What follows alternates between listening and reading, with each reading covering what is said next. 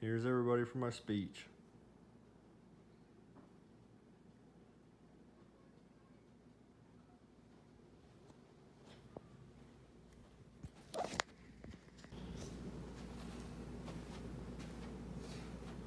Russell Westbrook is arguably one of the best players in the NBA.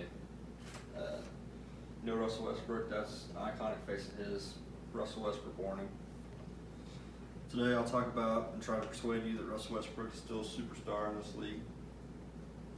Today we'll talk about his impact on the court, his brand, and his accolades.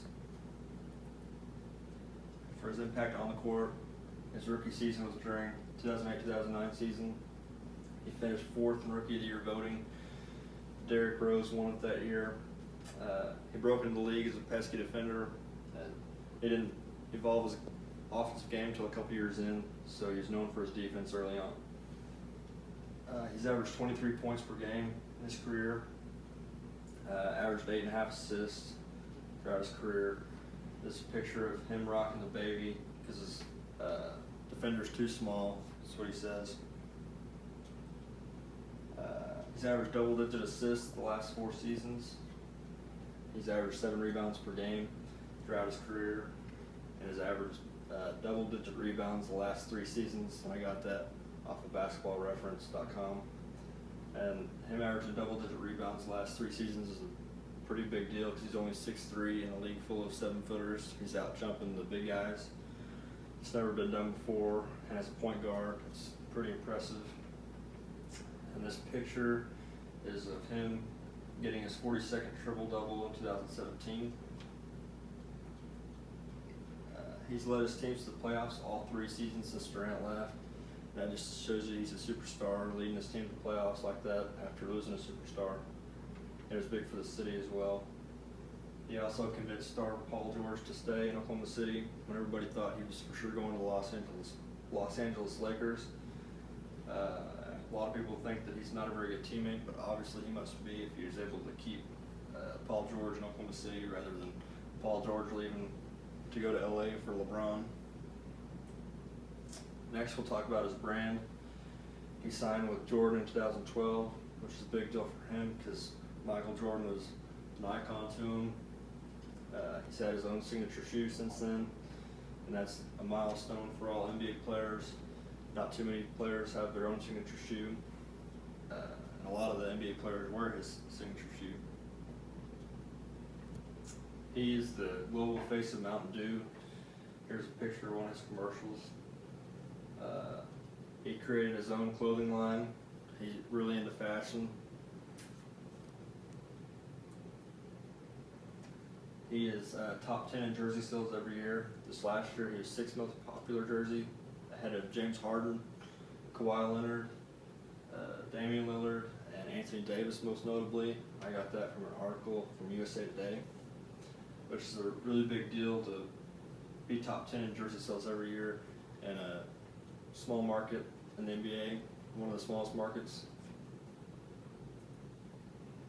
Next, we'll talk about his accolades.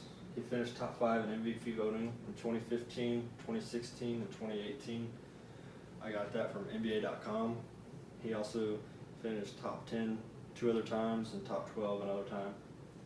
He won the MVP in 2017, and that's a picture of him in New York City accepting his award. He's an 8-time All-Star. He didn't make it his first 2 years, and then there was one other season where he was hurt most of the year, so he didn't make it then. So he's made it every other year. He's won the All-Star Game MVP twice, back-to-back years, which has never been done before. He's a 2-time NBA All-NBA first team, 5-time All-NBA second team. He's won the scoring title twice.